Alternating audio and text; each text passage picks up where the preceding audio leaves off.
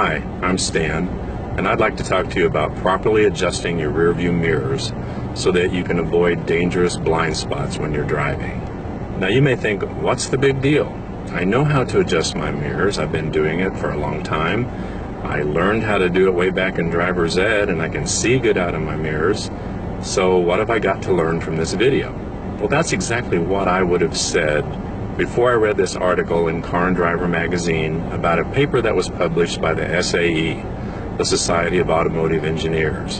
And in that paper, the SAE explained that the way most of us adjust our mirrors leaves big blind spots behind our cars.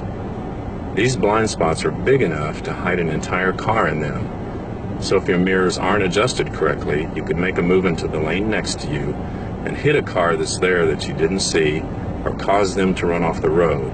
After reading that article, I realized I had been adjusting my mirrors the wrong way. So let's look first at how I, and probably most of you, have been adjusting our mirrors, and then we'll look at how the SAE recommends that we change that. So most people adjust their mirrors like this. Sitting in the driver's seat, the right side mirror is basically adjusted so you can just see the edge of your car. The center mirror is usually adjusted correctly. It's straight back from the driver's point of view to include the whole rear window. And most people adjust the left side mirror the same way as the right side, where they bring it in until it shows just the left side of their car straight back. And so even though most of us probably adjust our mirrors that way, according to the SAE, that's not the correct way, or at least that's not the safest way. Adjusting them that way creates big blind spots to the left and right rear of your vehicle. The SAE says that you should be pointing your mirrors further out into the lanes beside you, away from the side of your car. Using their setup, as the vehicle is passing you, you see it in your center mirror.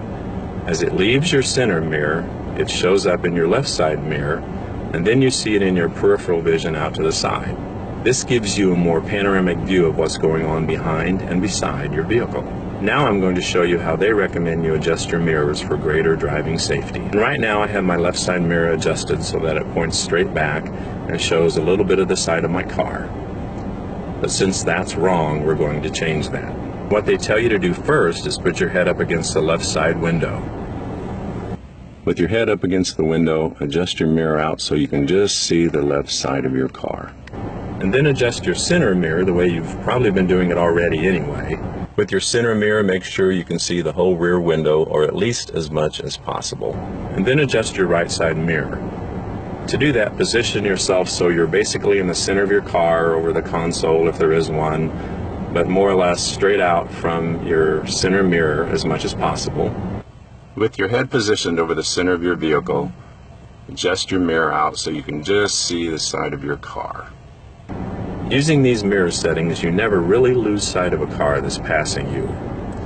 The panoramic view it gives you eliminates those dangerous blind spots.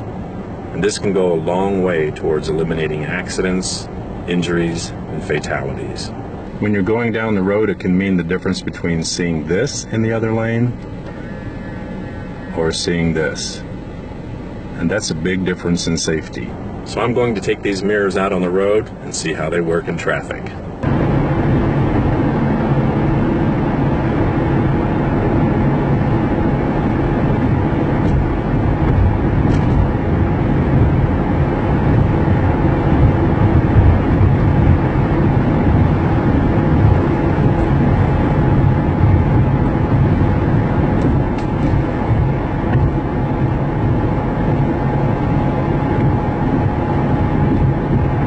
When you implement these mirror settings, you're creating a safer driving environment for yourself, your passengers, and everyone around you, and that's a big plus.